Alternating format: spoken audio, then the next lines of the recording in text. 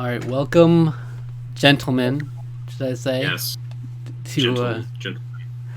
our conclusion to the Gents Challenge 2021. We came together a couple months back to gauge how we thought we would do on this Gents Challenge. And if you don't know what a Gents Challenge is, it's where everybody's paired together, and then with your partner, you assign 2 games for that person to play through. And if you beat one of your games within the time limit before the deadline, which is generally a couple months, then you are considered a gent. If you complete both of them, you're a supreme gent. If you complete neither of them, you are a rascal. Okay.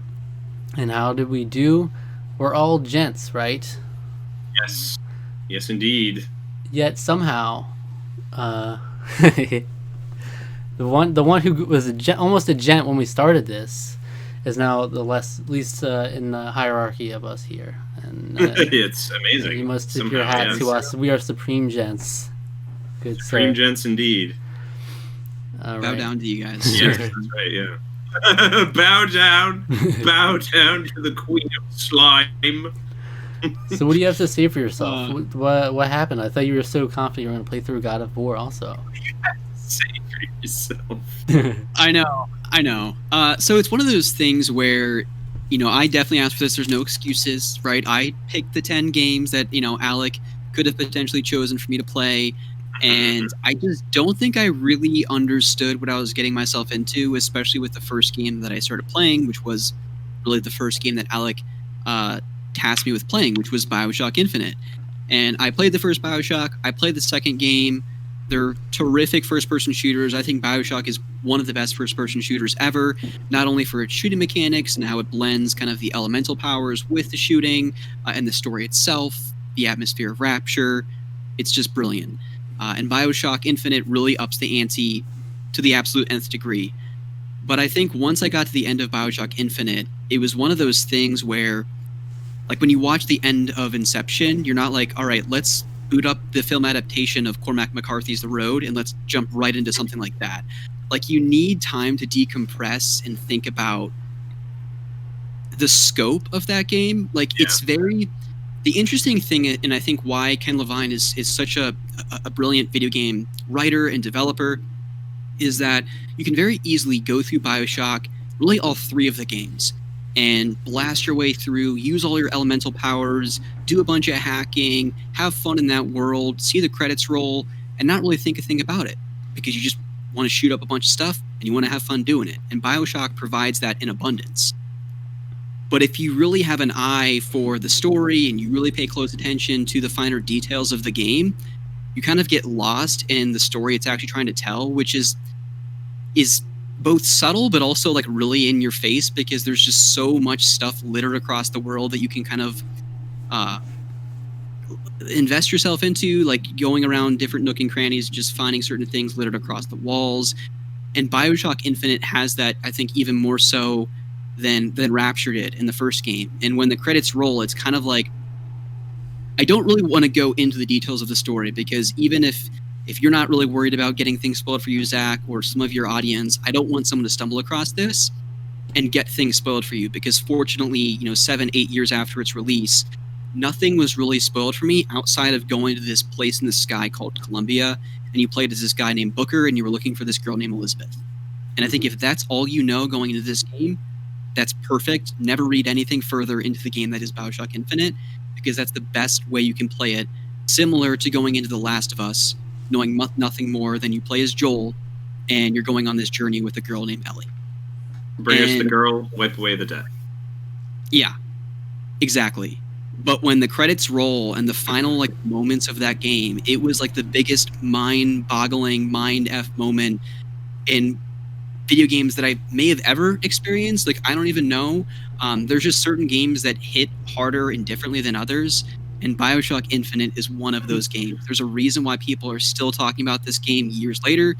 It's one of those games that I think will be talked about for decades to come, in the same way that BioShock really revolutionized what storytelling could be in video games, and I think really influenced other developers into getting into the video game development scene, or really just challenged the way that the stories they tell.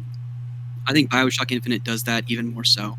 And I think because of all that, I was just like, yo, there is no way I'm hopping into what many deem to be the best game last generation in 2018's God of War.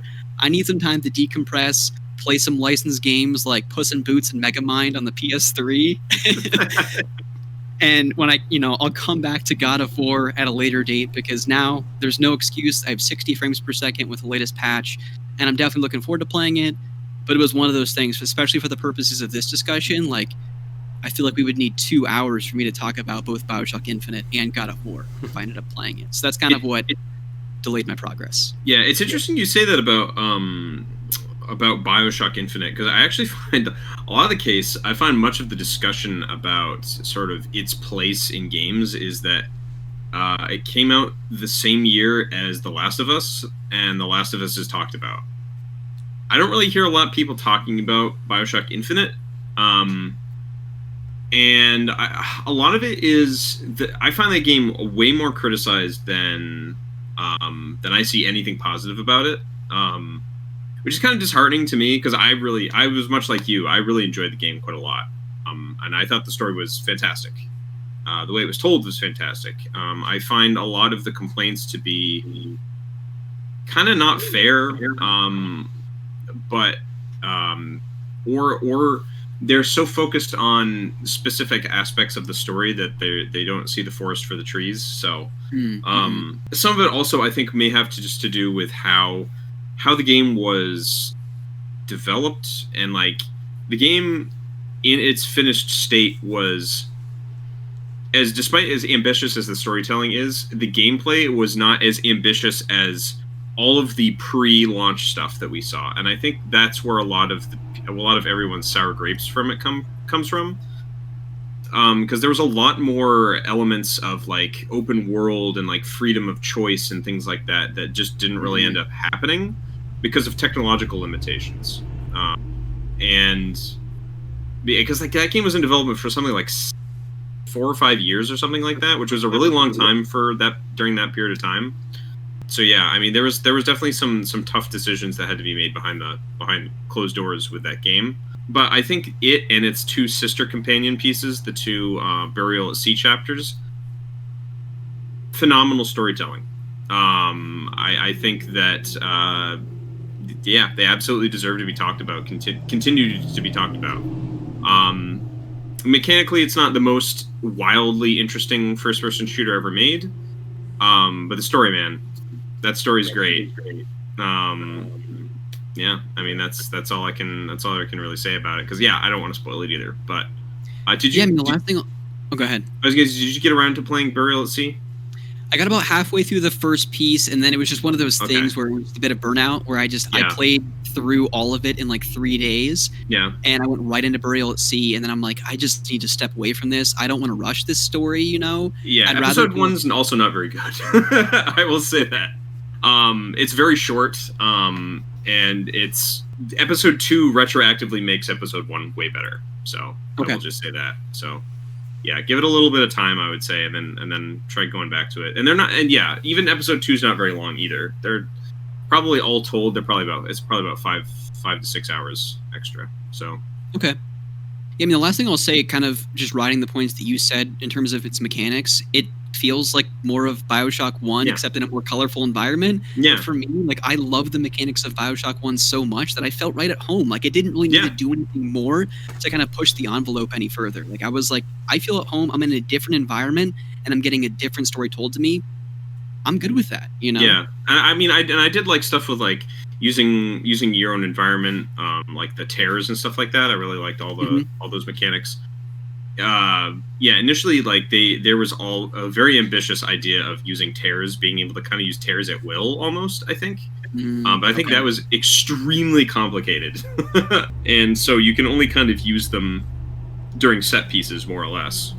But yeah, no, I agree. That's why I enjoyed it too, because I was like, cool, more of this game that I really like, So. Yep. Well, enough about me. I know I didn't become a Supreme Gentleman, but I think it's been like, 3 challenges at this point that I've been a rascal. So I'm happy that I beat a game, especially BioShock Infinite. So I'll turn it over to either of you two who wants to go first. It's worth noting that this is the first time we've all been gentlemen, though, like in any of these videos we've done. Yeah, so it's very true. Yeah. So that's nothing to scoff at. I mean, once you've done your job, once you've beaten the game, you've done your job, and at that point you can rest easy and just like go away from the challenge forever. But if you want to, you can go for Supreme Gent. This is also the best success rate of any challenge we've ever had. We have one rascal, the most shameful rascal that's ever existed. One rascal. No, he was going through some personal stuff. Aren't we It's all? okay. Well, yeah, no, that's pretty fair, to be honest. No, yeah, you were going through some stuff. No, I'm just saying we were so close that I never thought it would ever be even close to possible having everybody a gent. Even this was crazy that we had like a bunch of Supreme Gents too. We had 6 Supreme Gents, 5 Gents. Too. So yeah, I meanwhile rigged the system so that I'd have only Call of Duty games on my list. Because I have this weird thing where I've collected all the Call of Duty games on the consoles, so I just put all the ones I haven't beaten on there. And ultimately it came down to Call of Duty 2 was the first game I was assigned. And Call of Duty Modern Warfare Remastered was the second game that I beat, which I have that digitally. But they're the two, like, both sides of the Call of Duty spectrum, basically. And I think they're both some of the best of what Call of Duty has to offer, honestly. Pretty great choices. And all things considered, Call of Duty 2 is probably one of the last ones that I thought would be picked. You know, I figured it would be like a Modern Warfare or World at War kind of one of the bigger ones that would be picked. So I was glad to have this because it probably wouldn't have been high on my list of ones to play. And it really is great. It's a great World War II style game back when they were so focused on the single player more than anything, and it was all actually World War II campaign based. And then Modern Warfare Remastered is also great. You know, I played tons of hours of that multiplayer with my friend, but this is the first time me playing through the campaign actually, and that's like the onset of Call of Duty as like a cinematic experience when they started being really cinematic with it. And it's especially for the time, it was such a really cool thing. You know, now there's so many more games that do that kind of thing where it's like you're in a movie kind of thing, but no, it was so unique for the time, and I think it's done really well. It's still really enjoyable. And you know, Call of Duty is something I can just kind of always enjoy. It's one I've always fallen back to. Is like, you know, across all the Call of Duties, there's some differences, but there's at least a similar style that carries over. So I've gotten used to that. But yeah, I'm glad with what I got. Technically, I could just like keep doing Call of Duties for the next like 5 Gents challenges, and I'd still have enough Call of Duties to go through because there's so many of them. But I think I got some of the best that I could have gotten out of this list, honestly. Well, in a weird way, the Call of Duty games are almost like comfort food games, right? You don't really have to put a whole lot of thought or effort into playing them, but you still always get so much satisfaction out of playing the campaigns. In Call of Duty 2, I mean, I always love those World War II campaigns. 2 of my favorite like war-related games are Medal of Honor Rising Sun and Medal of Honor Frontline on the PS2. Frontline is a masterpiece. Yeah. Oh, so good. And I feel like Call of Duty 2 kind of just going to that next generation was just such a great spectacle to showcase the power of the 360 at the time. And then Modern Warfare was kind of that next leap in technology and graphical showcase that was just like, oh my gosh, this is so cool and so good. And but yeah, just great games to kind of get back and play.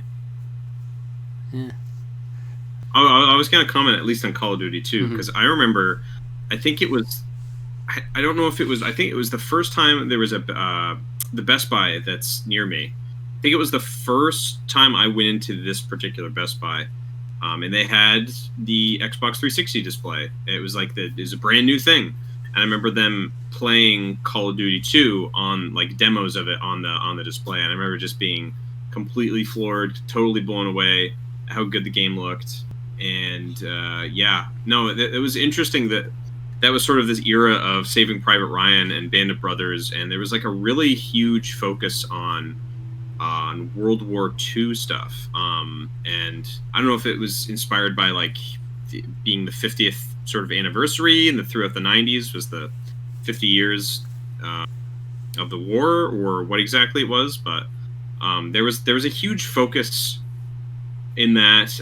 Could have been like the emergence of like History Channel documentaries or The military channel, I know there was like a partnership with the military channel with some of the Medal of Honor games. So it could have had something to do with some of that, but there was it was like every single first-person shooter seemed like it was a World War II game, and now it's like every single first-person shooter is a Modern Warfare and such. So it's interesting how these trends sort of start and continue. But yeah. Anyway, so my two games. Speaking of World War II, and what if there was an alternate history in which we lost the war? That is the question of Wolfenstein: The New Order. That this is not the game in which you ask that question. It's called Gris or Gris. It's Gris because that Spanish is gray. Oh no, I know that name. That's pronounced gross. Is that a crack for that McLeod pronunciation? McLeod. Earlier? Somehow McLeod becomes McLeod. That's McLeod, yeah. McCloud is McLeod, sir. No, that's the only McLeod I care about. Yeah, Fox McLeod. Fox McLeod. He's the only McLeod I care about. McLeod, maybe McLeod. So here, McLeod. So we have here Wolfenstein: The New Order. So I played this game first. Off and on. I got kind of close to the end before I was able to beat it. To the end of the challenge, and I have the games falling out. Cool. So yeah, super great game. I found out as I was playing through the game, I was discovering that. So from what I understand, it does count. I think there are two games technically before this. This is more or less like a soft reboot of the series. Machine Games took over development. But I think Wolfenstein 2009, this is actually technically a sequel to that. Oh, really? Yes, which is a game that people don't really like. I don't think people have very many positive things to say. I've never heard anyone talk about that game in a good light. And I think even Return to Castle Wolfenstein, I think, but I believe The Old Blood is actually technically a remake of that story in like the New Order continuity. So Return to Castle Wolfenstein is basically remade in The Old Blood, and I've been playing through that. I haven't beaten that yet, but the New Order starts out, and there's actually like I had no idea going into this really what to expect. I mean, I kind of did because I remember seeing advertisements for the game when it first came out, and I do remember it like them using the line in the ad, but censoring out where he says, "I'm on the motherfucking moon."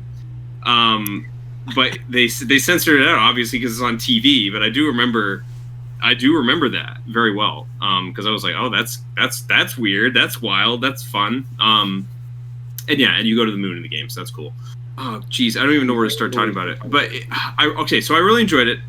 I loved the story. I totally fell in love with us just getting inside BJ Blazkowicz's head. He's kind of not exactly. He's not like a storied character in video game history where it's like, he's not in the realms of like Master Chief or he's like Duke Mario. Nukem. Yeah, he's kind of a meathead. Yeah, and they play that up. He's a meathead, but you really kind of get to care about him a lot, which is like I was not expecting, and so that was a pleasant surprise. The story was like, I remember saying something to my brothers where it was like, it's like Inglourious Bastards, but with like in terms of like the sort of like reveling in the violence, but which full disclosure, I have not actually seen Inglourious Bastards, but it's like the reveling in the violence, but there's like a surprising amount of like heart and touching storytelling, despite the fact that there's a very dark sense of humor. There's like a weird thing you can go up into in one of the levels you can go, or a few of the levels you can go sleep, and then in your dream you play through the original Wolfenstein, like with the weird blocks. It's just weird. It's wild. It's fun. But yeah, I was just very impressed at like how there was a surprising amount of nuance and heart to the storytelling, which I wasn't expecting. Particularly when there's plenty of little like things you can pick up. There's a lot of good environmental storytelling and like newspaper clippings that you can read that I think is really awesome. Really thought that was super cool. But I remember one of my favorite newspaper clippings was one from a German newspaper that was celebrating the fact that that Londoners were foregoing. They were finally fish and chips were finally going out of style for something far healthier, sausage and sauerkraut. Nice. And I was like, that's amazing. that's really funny. But yeah, there's a time jump very early on in the game. You originally you're using kind of like, it's like alternate history, but like kind of period weapons in the first level. Then you jump ahead like 15 years, and all of a sudden, hey, you're in 1960, and you're using like alternate history futuristic weapons, and it's like you use like laser guns and like dual wielding machine guns, and yeah, it's pretty crazy, but it's a lot of fun. I highly recommend playing that game. I'm gonna finish the Old Blood, and then I'm gonna pick up Wolfenstein 2 and enjoy that quite a lot, I'm sure. My brother has very good things to say about Wolfenstein. So, and then the other game I played was Grief, which is, I don't want to spoil very much about this game. It is an indie game, so it's very short. It was only about 4 to 6 hours, somewhere in that league. Every single like thing, every single set piece in this game is like a work of art. It's absolutely gorgeous. Some of the most striking visuals I've ever seen in a video game. It's absolutely beautiful, and nice, subtle, kind of artsy-fartsy storytelling. I really like that type of thing. And yeah, it was very touching. A great story about grief, really. So it was very good, and I quite enjoyed it. And I would love stills of this this game as like posters, like art. It's so gorgeous. So kudos to who developed this, Nomada Studio, for developing it. And yeah, I was fortunate enough to get a physical copy of it. It's a game much like WandaVision. Yeah, I was gonna say, which one's better at grief? Which one's better at grief? Which did grief better? Completely different things with that topic. So, like, in different ways of exploring the topic. So I don't know. It's hard to say. Hard to say. One's a game and one's a show. Regardless, yeah, it's hard to say. So anyway, I want to go back and try to get all the trophies in both of these. Nice. Wolfenstein will be a little harder because, boy, that game's hard. That game is going to be extremely hard to get all the trophies in. But I would like to. That'd be fun. It's also, there's like a weird split timeline thing in that game. So depending on what you decide, there's a choice that you make in the very first mission completely changes the outcome of a certain event, which it doesn't ultimately have like that much of a difference from what I understand, but it little granular changes that trickle down through the story. So that's kind of fun. I'm glad you liked The New Order. It's one of my favorite games of the last generation. One of the first games I played on my PS4. I'm not the biggest first-person shooter fan, even though I just sing the praises of BioShock and BioShock Infinite and stuff. But I loved that game, and I really played all 3 back-to-back. I played The New Order, I played The Old Blood, and then New Colossus kind of came out shortly after that. And to your point, like Wolfenstein, I kind of just passed over it for so many years because I was just like, oh, that's just a first-person shooter. Everyone knows about it, but it just kind of seemed like another Duke Nukem where I wasn't really invested in it. When I heard this one kind of had a more emotional, heartfelt story, as weird as that sounds, I was like, that's just crazy. But when you start playing it, it's like they almost humanize BJ, which they've never really done before. And the love interest he has, it's really interesting and pretty gripping. And I can't wait to hear what you think about New Colossus. It's, I think, just as good, if not better. Well, I've really been enjoying The Old Blood. This is very cool. It's a very different kind of game because, like I said, it's sort of a remake or retelling of Return to Castle Wolfenstein. So you're pretty much in just one setting the whole game. But it's cool because they really get to like go deep in the details of like Castle Wolfenstein, and that's fun. I like that. So yeah, good games. Thank you for choosing both of those. I really quite enjoyed them a lot. So good stuff. It sounds like fun. And we all have first-person shooters, by the way. I just noticed that. So yeah, that's interesting. Yeah. all taking place in the early 20th century, or 20th century. They all take place in the 20th century. Zach's a little bit more realistic than mine or yours, but Mm-hmm. Yeah, I never held my case up. yeah, Bioshock Infinite takes place in like the 1910s, 20s probably. So Yeah. So in a couple months we'll have another Gents challenge, and this next time we'll probably have a poll like we usually did. We didn't do it this time, but we'll have a poll for a theme, and all the Gents will get to submit their ideas for themes. So we'll have more options than ever, and that's also like an excuse that I don't have to keep doing Call of Duty lists and stuff. That'll prevent me from doing that. You know, if you actually get a theme to. or it'll be like first-person shooters. That'll be the list. Yeah. Historical games. But we can revel in 3 successful self-made men here. Gent status, supreme I need gent to stop status. that. Yeah. Yeah. And it's the first time I've ever been supreme gent. And I think it's the first time I've been Supreme Gen. yeah. So I think that brought me up to, I think, like a perfect 50% success rate now out of like 10 challenges that I participated in. I think I'm at like 50%. I think you're at like 40%. Rusty is at what? Like, We don't need to talk about my metrics. Just you're on an upward trajectory, so you can get into a positive That's right. soon. All right. Yeah. So we'll see you then. If you do want to participate in a Gents challenge, you can always join the Discord in the description, and then you feel free to. It's once every. I mean, it's usually once like every 4 months, because once you miss it, then you have to wait out the whole 2-month period before you can participate. So you want to try to get involved when the sign-ups come up if you can. All right. So, Rusty, what video would you recommend our viewers watch after watching this one?